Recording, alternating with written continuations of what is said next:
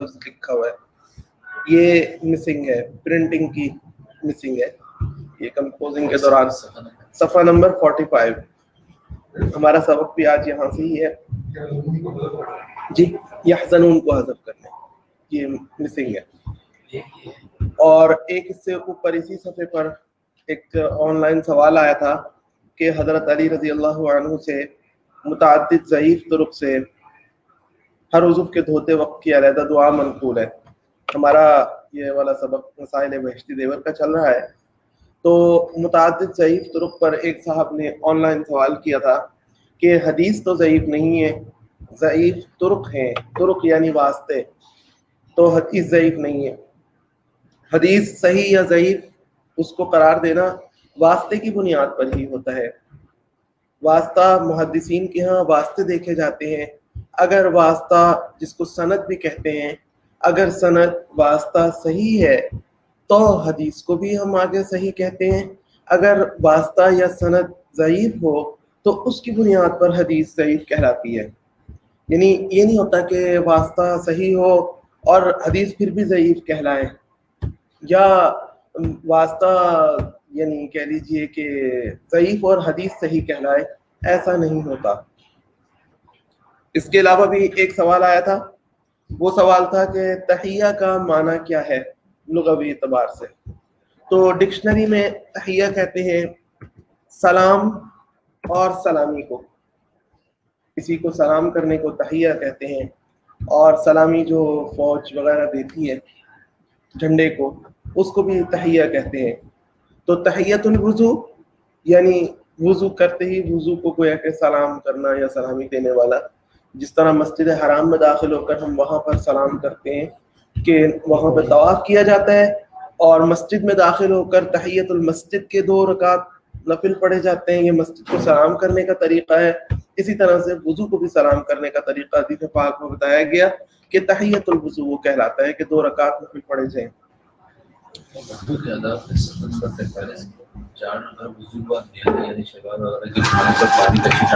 जी हर वुज़ू के बाद है, जी हर वुज़ू के बाद मुस्तहब है जी।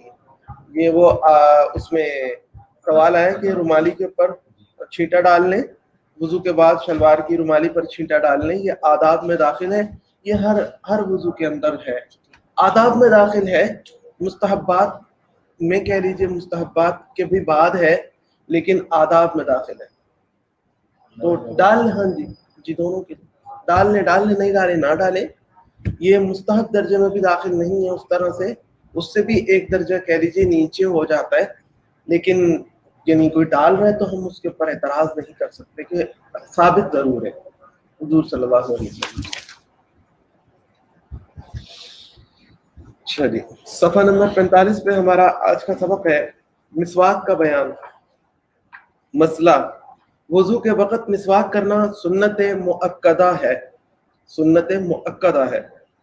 मसला, मिसवाक चाहे वुज़ू शुरू करने से पहले कर लें या वुज़ू में कुल्ली करते वक़्त करें, दोनों तरह दुरुस्त है। बेहतर यह है कि जिसके दांतों से खून निकलता हो वो वुज़ू शुरू करने से पहले, और जिसके खून ना निकलता हो वो कुल्ली के वक्त करे। यानी इंसान ने अगर मिसवाक, जिसके खून निकलता होगा अगर, तो वो कुल्ली करते वक्त अगर कर लेगा तो उसके बाद खून निकल आया तो दोबारा ये मुंह का हिस्सा नहीं धुलेगा, और बल्कि बाद में अगर और लेट तक निकलता रहा तो फिर डर है कि कहीं उसका वुज़ू ही ना हो, बाद में मुंह धोते वक्त वो यानी खून निकल रहा है तो उसका हो सकता है वुज़ू ही ना हो। तो इसलिए फिर एहतियात करनी चाहिए ऐसे लोगों को कि वो पहले मिसवाक कर लें, उसके बाद फिर वुज़ू शुरू करें, कि कुल्ली करते वक्त उनके सामने आ जाएगा कि खून निकल रहा है या नहीं निकल रहा। मसला, जिसका पहले से वुज़ू हो और मिसवाक करने से उसके खून ना निकलता हो तो नमाज शुरू करने से पहले मिसवाक करना उसके लिए मुस्तहब है। वुज़ू के वक़्त मुस्तहब अलग, वुज़ू के वक़्त तो सुन्नत है और नमाज के लिए अलहदा से मुस्तहब है। लेकिन नमाज के लिए नमाज पढ़ते वक़्त अगर कोई आदमी जमात खड़ी हो रही है, अरब तो बहुत ज़्यादा करते हैं कि वो फ़ौरन मिसवाक करते हैं, तो अगर हमारे यहाँ भी कोई आदमी ये समझता है कि मेरे खून नहीं निकलता तो वो मिसवाक कर लेता है तो अच्छी बात है, लेकिन अगर किसी को खून निकलने का डर है तो फिर वो मिसवाक ना करे। मसला, मिसवाक करने के कुछ मुस्तहब मवाक़े हैं। جن میں سے یہ ہے کہ گھر میں داخل ہو کر مسواک کرے، پہلے لوگوں کے مجمع میں جاتے وقت مسواک کر کے جائے، قرآن مجید پڑھنے کے لیے مسواک کرے، حدیث پاک پڑھنے کے لیے مسواک کرے، اور جمعہ سے پہلے مسواک کرے۔ آگے مسواک کرنے کا مستحب طریقہ ذکر ہے۔ مسواک کرنے کا مستحب طریقہ یہ ہے کہ مسواک کو پانی میں تر کر کے دائیں ہاتھ میں پکڑنا ہے، اس طرح سے پکڑے کہ دائیں ہاتھ کی چھنگلیاں یعنی چھوٹی انگلی مسواک کے نیچے حصے میں نیچے رکھی جائے، اور انگوٹھا مسواک کے سر کے برابر میں ہو، جہاں پہ ہم نے ملنا ہے انگوٹھا ہمارے منہ کے قریب آ جائے گا، اور باقی 3 انگلیاں مسواک کے اوپر کی جانب رہیں گی۔ پوری مسواک کو مٹھی بنا کر پکڑ لینا یہ صحیح نہیں ہے جی۔ پھر داہنی طرف کے اوپر کے دانتوں پر ملتے ہوئے بائیں طرف لے جائیں۔ پہلے ہم نے دائیں طرف کے دانتوں کو اوپر والے دانتوں کو ملنا شروع کرنا ہے، اور ملتے ملتے بائیں طرف لے کر جائیں گے۔ پھر داہنی طرف کے نیچے کے دانتوں پر ملتے ہوئے بائیں طرف کو لے کر جائیں گے۔ یہ اس طرح سے ایک بار ہوگا، پہلے اوپر کے دائیں طرف سے ملتے ملتے بائیں طرف، نیچے کے دائیں طرف سے ملتے ملتے بائیں طرف، ایک بار ہوا۔ 3 بار اس طرح سے کرنا ہے، اور ہر باری میں مسواک منہ سے نکال کر نچوڑنا ہے اور نئے سرے سے پانی میں تر کر کے دوبارہ کرنا ہے۔ زبان اور تالو کو بھی مسواک سے صاف کرنا ہے۔ مسواک کو دانتوں کی چوڑائی کے رخ پر پھیرنا ہے، دانتوں کے طول میں، یعنی اوپر سے نیچے کو نہیں ملنا۔ دانتوں کو اوپر سے نیچے کی طرف نہیں ملتے ہوئے ہم نے دائیں سے بائیں جانا، بلکہ چوڑائی میں، یعنی دانت کو لگے لگے چوڑائی کی جانب سے اس طرح سے ملتے ملتے ہم دائیں سے بائیں کی طرف جائیں گے۔ مسواک کے آداب۔ پہلا، افضل یہ کہ پیلو کی جڑ کی ہو، یہ نہ ہو تو زیتون کی ہو، یہ بھی نہ ہو تو کسی تلخ کڑوے درخت کی شاخ یا جڑ کی ہو۔ نمبر 2، مسواک چھنگلیاں چھوٹی انگلی یا کسی بھی انگلی کے برابر موٹی ہو۔ بہت زیادہ موٹی مسواک وہ بھی اچھی نہیں، وہ بھی یعنی آداب سے باہر ہے، اور بہت چھوٹی سی پتلی باریک سی مسواک بھی آداب سے خارج ہے۔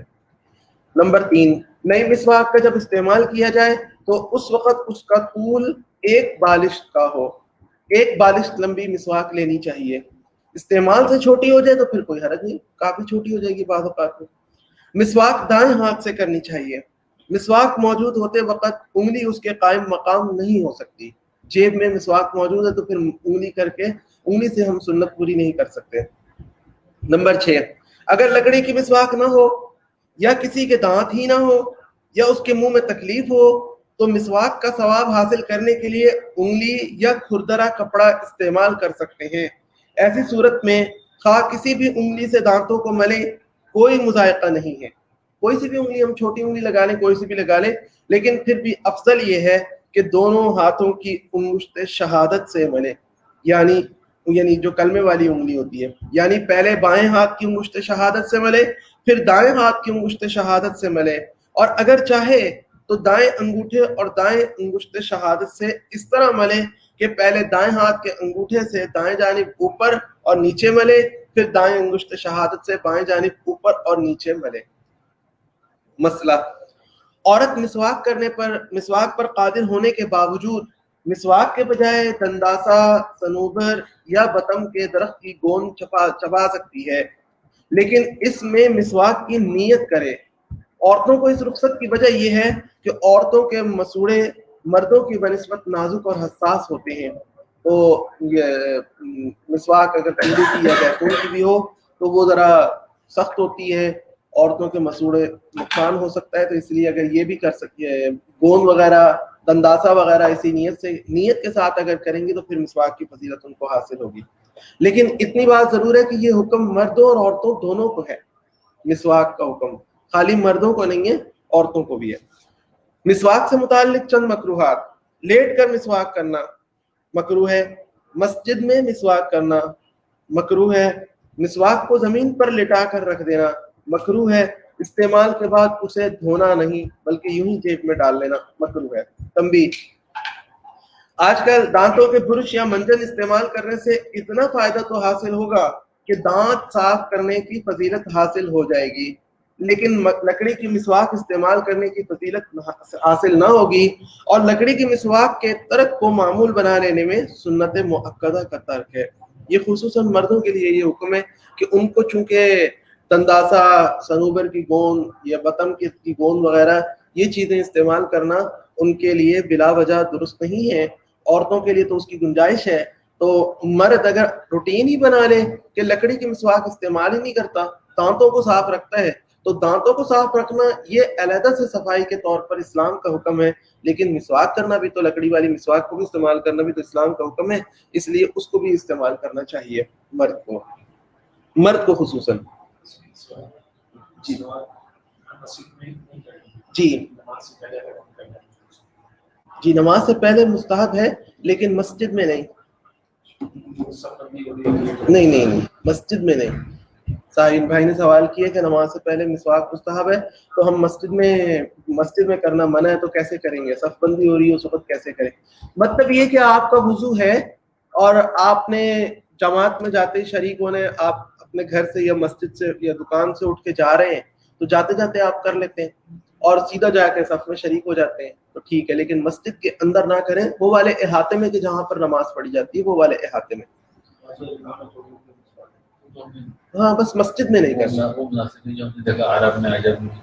जी, बस वो बाज़ लोग कर लेते हैं, लेकिन दोनों हाथों की उंगलियां शहादत से मिले, यानी पहले बाएं हाथ की उंगली शहादत से मिली नहीं। ये सवाल आया कि इबारत पीछे गुजरी है कि दोनों हाथों की उंगलियां शहादत से मले, यानी जब कपड़ा या यानी मिसवाक हमारे पास नहीं है या मिसवाक हमें नुकसान कर रही है, मसूड़े कमजोर है, तो उस वक्त हमने हाथों से मलना है मुंह के अंदर, तो हाथों से यानी उंगलियों से मलना है।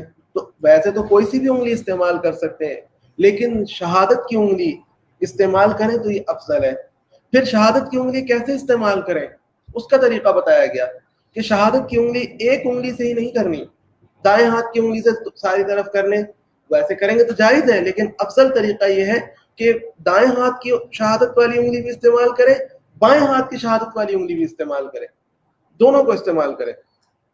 और इसी तरह से अगर हम अंगूठे से कर रहे हैं तो दाएं हाथ का अंगूठा भी इस्तेमाल करें, बाएं हाथ का अंगूठा भी इस्तेमाल करें। उसमें फिर तरीका ये बताया गया कि पहले दाएं हाथ के अंगूठे से दाएं जानिब ऊपर नीचे मले, फिर फिर बाएं जानिब जी, हाँ जी, एक मिनट ठहरिए, पहले बाएं हाथ की अंगुश्त शहादत से मले, फिर दाएं हाथ की अंगुश्त शहादत से, यानी पहले हमने बाएं हाथ इस्तेमाल करने हैं उंगली से, मुंह में उंगली से अगर हमने मिसवाक के तौर पर हाथ फेरने हैं तो पहले बाएं हाथ की उंगली फेरेंगे, उसके बाद दाएं हाथ की उंगली फेरेंगे, ये एक बार होगा। उसके बाद फिर दोबारा इसी तरह से बाएं हाथ की उंगली, फिर दाएं हाथ की उंगली, फिर पानी लगाने के बाद फिर बाएं हाथ की उंगली पहले और दाएं हाथ की उंगली बाद में, ये इस तरह से हमारा 3 बार हो जाएगा। चलिए, यहाँ तक हमारा वुजू के करने के तरीके में जो अहकामात आए थे वो मुकम्मल हो गए।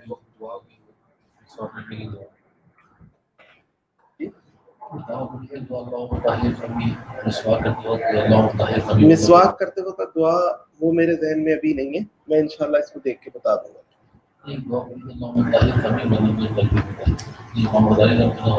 जी, मैं इसको देख लूंगा इंशाल्लाह। आगे वुजू को तोड़ने वाली चीजों का बयान है। वुजू को तोड़ने वाली चीजें मुंदरजा झैल है। नंबर 1, जो चीज इंसान के कुदरती आगे और पीछे के कुदरती रास्ते से आदत के तौर पर निकले, जो रूटीन में निकलती रहती है, वो वाली चीजें। आदत के तौर पर निकलने वाली चीजें ये हैं पखाना, पेशाब, पखाने के मकाम से निकलने वाली हवा, मनी, मजी, वदी और औरतों के लिए हैज़ व निफास का खून। इसमें अब तफसील ये है मसला, शहवत का ख्याल आने से या शहवत से छूने से अगर आगे की राह से पानी आ जाए तो वुजू टूट जाता है और उस पानी को मजी कहते हैं। औरत में पेशाब और मजी का कतरा अंदर के सुराख से बाहर निकल आया, लेकिन अभी उस खाल के अंदर है जो ऊपर होती है, तब भी वुजू टूट जाता है। मसला, अगर किसी की कांच यानी पखाने की आंख का हिस्सा बाहर निकल आए तो उससे वुजू टूट जाता है, क्योंकि जब आंख बाहर आएगी तो उसके साथ कुछ नजासत तो बाहर आएगी ही। پھر خواہ وہ آنکھ خود بخود اندر چلی جائے یا ہاتھ یا کپڑے سے اس کو اندر پہنچایا جائے، وضو ہر صورت میں ٹوٹ جائے گا۔ مسئلہ، اگر کسی شخص کا بواسیری مسا اندر سے باہر نکل آئے تو وضو ٹوٹ جائے گا، خواہ وہ پھر سے خود بخود اندر چلا گیا ہو یا ہاتھ یا کپڑے کے ذریعے اندر کیا گیا ہو۔ وجہ یہی ہے کہ اس کے اوپر بھی کچھ نہ کچھ نجاست ضرور لگی ہوئی ہوگی۔ مسئلہ، اگر منی شہوت کے بغیر خارج ہو تو وضو ٹوٹ جائے گا، غسل نہیں ٹوٹے گا۔ اگر شہوت سے خارج ہو تو غسل ٹوٹ جاتا ہے، اگر شہوت کے بغیر خارج ہو تو وضو ٹوٹ جائے گا۔ مثلا کسی نے بہت بھاری بوجھ اٹھایا یا وہ کسی اونچے مقام سے گر پڑا اور اس کی وجہ سے منی خارج ہو گئی۔ تنبیہ، منی جب شہوت سے نکلے یا عورت حیض و نفاس سے پاک ہو تو اس پر غسل فرض ہوتا ہے۔ آگے پیچھے کی راہ سے جو چیز خلاف عادت نکلے، یعنی عام روٹین نہیں ہے نکلنے کی، کبھی کبھی کسی کو کچھ نکل آتا ہے، یہ وہ چیزیں ہیں۔ اس میں استحاضہ کا خون عورتوں کو، اور یا کیڑا نکل آیا یا کنکری نکل آئی، حقنہ کی نلی جو مقد کے اندر غائب ہو گئی ہو، حقنہ یعنی اینیمیا جو ڈالتے ہیں، تو اس کی جب وہ نلی اندر کی گئی تو وہ اندر چھپ گئی ہو، اتنی اندر ہو گئی ہے، تو یہ کیڑا کنکری وغیرہ اگرچہ خود، اب آگے ان کے اندر تفصیل شروع کرتے ہیں، کیڑا کنکری وغیرہ اگرچہ خود پاک ہیں لیکن ان کے نکلنے سے کچھ نجاست بھی ضرور نکلتی ہے، اگرچہ وہ تھوڑی ہی ہو، اور آگے پیچھے کی راہ سے تھوڑی سی بھی نجاست نکلے تو اس سے وضو ٹوٹ جاتا ہے۔ یعنی یوں سمجھ لیجئے کہ انسان کے آگے پیچھے کے قدرتی راستے سے کچھ بھی نکل آئے، چاہے روٹین کی نکلنے والی چیز ہو یا روٹین سے ہٹ کر کوئی چیز ہو، وہ نکل آئے تو چونکہ اس کے ساتھ کچھ نہ کچھ نجاست ضرور نکلے گی، یا تو خود نجاست ہی باہر آئے گی یا کوئی اور چیز آئے گی جو خود پاک ہوتی ہے لیکن اس کے ساتھ اس پر نجاست ضرور لگی ہوئی ہوگی کچھ نہ کچھ، تو اس نجاست کے نکلنے کی وجہ سے وضو ٹوٹ جاتا ہے۔ آگے کی راہ سے، مسئلہ، آگے کی راہ سے کوئی کیڑا یا جیسے کینچوا یا کنکری نکلے تو وضو ٹوٹ جاتا ہے۔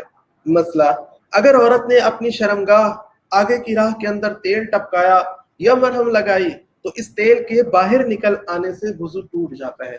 اندر جانے کی بات نہیں ہے، باہر نکلنے کی بات ہے کہ باہر نکلنے سے وضو ٹوٹتا ہے، اندر جانے سے نہیں وضو ٹوٹتا۔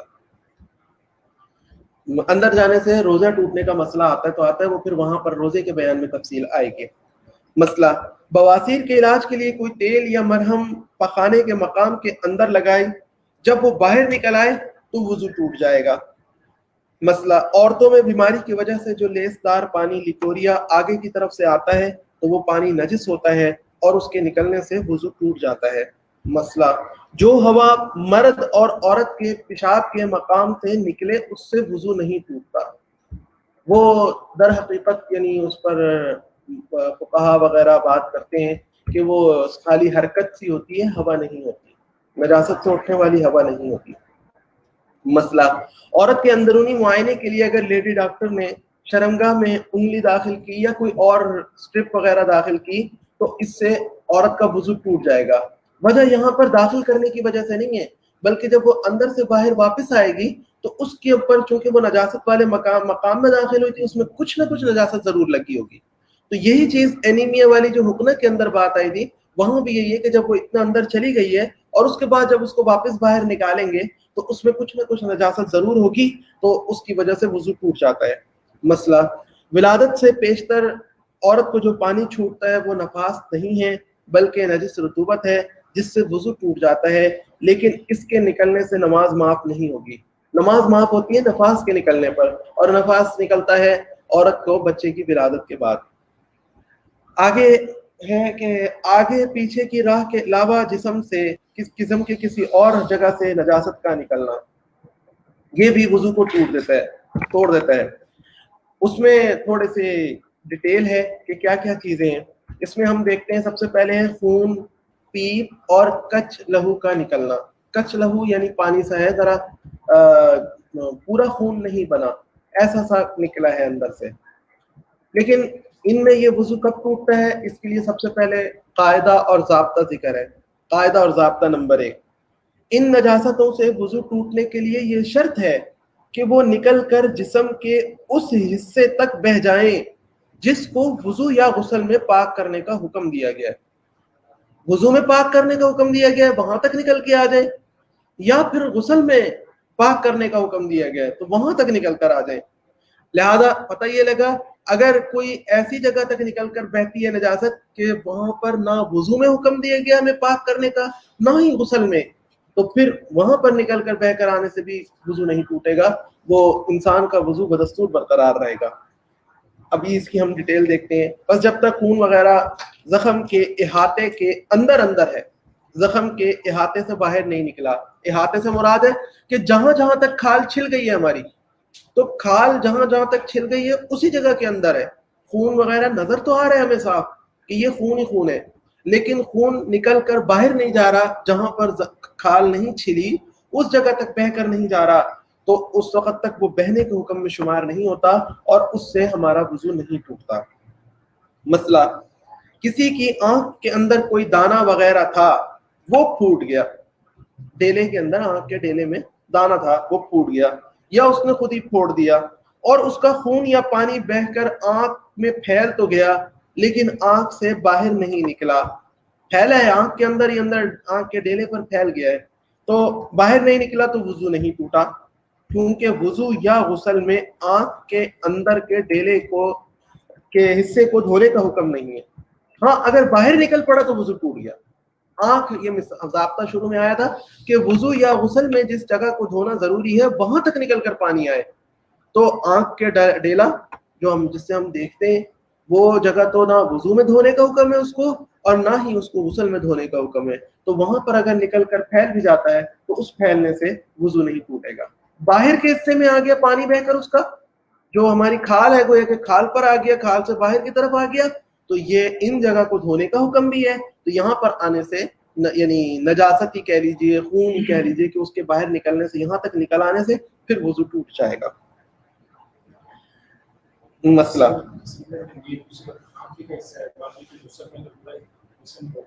جی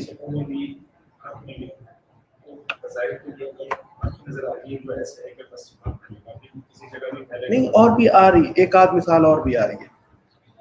کسی کی آنکھ کے اندر کوئی مسئلہ, اگر کان کے اندر دانا ہو, کان کے اندر کی طرف کر کے دانا ہے وہ پھوٹ جائے, تو جب تک خون پیپ سوراخ کے اندر اس جگہ تک رہے جہاں غسل کرتے وقت پانی پہنچانا فرض نہیں ہے تب تک وضو نہیں جاتا, اور جب ایسی جگہ پر بہ کر آ جائے جہاں پانی پہنچانا فرض ہے تو وضو ٹوٹ جائے گا.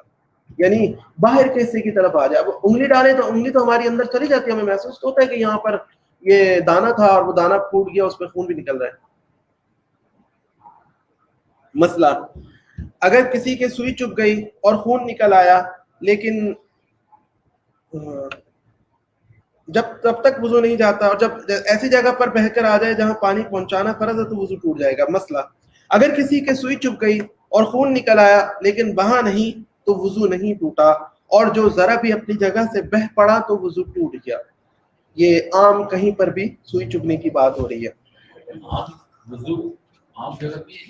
جسم کے کسی بھی جگہ پہ سوئی چبھ گئی, ہاں کیونکہ اب یہاں پہ چبھ گئی, اگر ہمارے بازو پہ چبھ گئی, کمر پہ چبھ گئی, تو کمر یا بازو کو وضو میں تو دھونا ضروری نہیں ہے لیکن غسل میں تو دھونا ضروری ہے نا.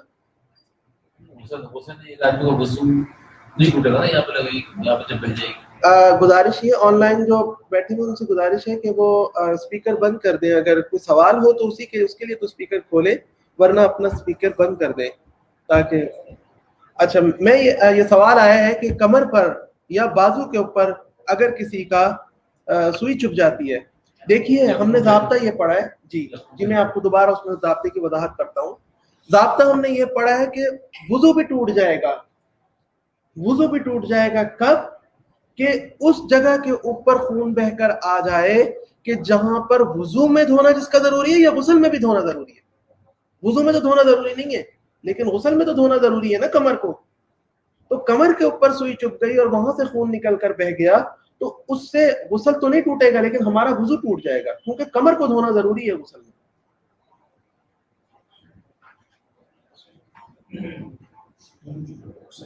جی ہاں, کہ غسل والی جگہ پر بھی اگر کوئی, یعنی یہ کہہ لیجیے کہ غسل والی جگہ پر بھی سوئی چبھ جاتی ہے اور وہاں پر بھی دانا نکل آتا ہے, جی پورا جسم ہو گیا. آنکھ کہہ لیجئے, کان کہہ لیجئے, ناک کا وہ اندر کا حصہ کہہ لیجئے جس کو غسل میں نہیں دھویا جاتا, اس طرح سے اور جسم کے وہ غسل میں آ جائے گا. منہ کے اندر کا حصہ تو غسل میں آ جاتا ہے, اس کو غسل میں دھونا ضروری ہے. جی آگے مسئلہ ہے کہ مسئلہ کسی نے اپنے پھوڑے یا چھالے کے اوپر کا چھلکا نوچ ڈالا اور اس کے نیچے خون یا پیپ دکھائی دینے لگا, لیکن وہ خون یا پیپ اپنی جگہ ٹھہرا رہا. جو زخم سے باہر جگہ ہے وہاں پر نکل کر کسی طرف نکل کر بہا نہیں تو وضو نہیں ٹوٹا, اور جو بہہ پڑا تو وضو ٹوٹ گیا. مسئلہ کسی کے پھوڑے میں بڑا گہرا گھاؤ ہو گیا, اندر کو گہرا زخم لگ گیا, تو جب تک خون پیپ اس گھاؤ کے سوراخ کے اندر ہی اندر ہے اور باہر نکل کر بدن پر نہ آئے تو اس وقت تک وضو نہیں ٹوٹتا. مسئلہ سر کی چوٹ میں اگر خون اتر کر ناک کی نرم جگہ تک آ جائے تو وضو ٹوٹ جائے گا. وہ نکسیر وغیرہ جیسے ٹوٹنے لگتی ہے, تو اگر تو نکل کر ناک کے نرم حصہ جس کو دھونا ضروری ہے وہاں تک آ جائے گا, غسل میں دھونا ضروری ہے, تب تو وضو ٹوٹے گا, ورنہ وضو نہیں ٹوٹے گا.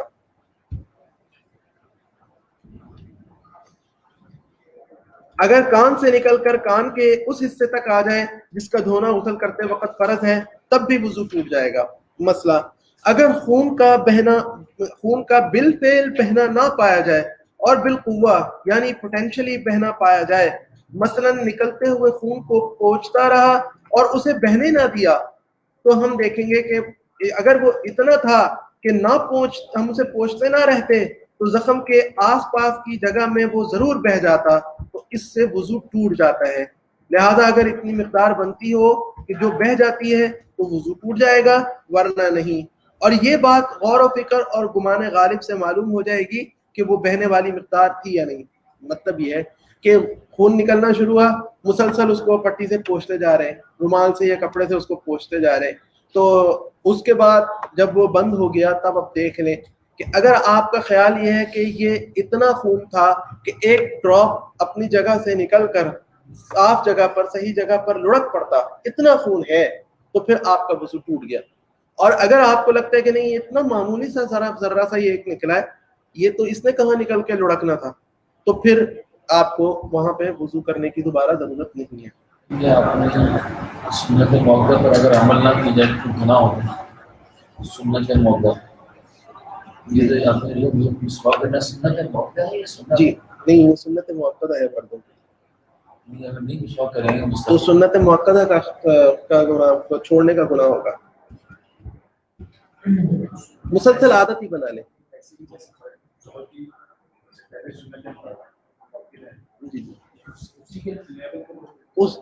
اسی کے لیول کا سوال آیا ہے کہ سنت مسواک کے بارے میں معلوم ہوا کہ سنت مؤکدہ ہے مسواک کرنا, تو اس کو چھوڑنا کیا سنت مؤکدہ کا ترک ہے. وہ بتایا ہی یہ کیا کہ یعنی مسلسل عادت بنا لینا ایک میں داخل ہے. کبھی کبھار میں تو یعنی انگلی سے کرنا یہ نقصان دہ رہا ہے تب انگلی سے کرنا, اس کی تو اجازت ہے, لیکن ایک بلا وجہ کی روٹین بنا لینا کہ مسواک کرنی ہی نہیں ہے. جی ہاں, ہمیں مطلب یہ چیز نوٹ کرنے والی ہے کہ بلا وجہ لکڑی کی یا پیلو وغیرہ کی جڑ کی مسواک کو چھوڑنے کی عادت بنا لینا یہ سنت مؤکدہ کا ترک ہے. اچھا یہ مسئلے کو ہم مکمل کر لیتے ہیں. اس کے بعد والا مسئلہ ہے کسی کے زخم سے ذرا خون نکلا, اس نے کپڑے سے صاف کر لیا, پھر ذرا سا نکلا, پھر اس نے صاف کر ڈالا, اسی طرح کئی دفعہ کیا کہ خون بہنے نہ پایا, تو دل میں سوچ کر کہ اگر ایسا معلوم ہو کہ صاف نہ کیا جاتا تو بہہ پڑتا تو وضو ٹوٹ جائے گا, اور اگر ایسا معلوم ہو کہ صاف نہ کیا جاتا تو تب بھی نہ بہتا تو وضو نہیں ٹوٹے گا. یہاں پر یہ ہمارا مسئلہ کمپلیٹ ہو گیا. انشاءاللہ باقی کل کریں گے. ایک سوال مجھے یاد آیا, کل کسی نے سوال کیا تھا کہ وضو کی دعائیں پڑھنے کے اعتبار سے کہ جب کموڈ کا ڈھکنا بند کر دیا جائے تو کیا وضو کی دعائیں وہاں پڑھ سکتے ہیں.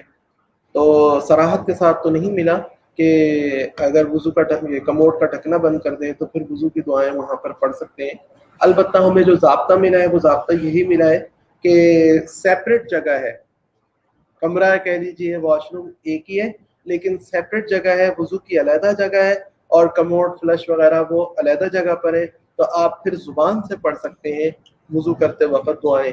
ورنہ آپ اگر بالکل ساتھ ہی کھڑے ہو کر فلش کے ساتھ کھڑے ہو کر یا کموڈ کے ساتھ کھڑے ہو کر آپ کو وضو کرنا پڑ رہا ہے, جگہ تنگ ہے, تو پھر آپ زبان سے نہ پڑھیں, دل میں پڑھیں. بس یہ ضابطہ ہمارے سامنے آیا.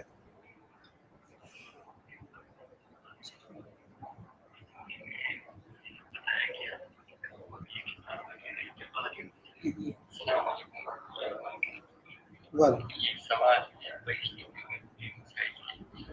کلاس کے متعلق یہ جو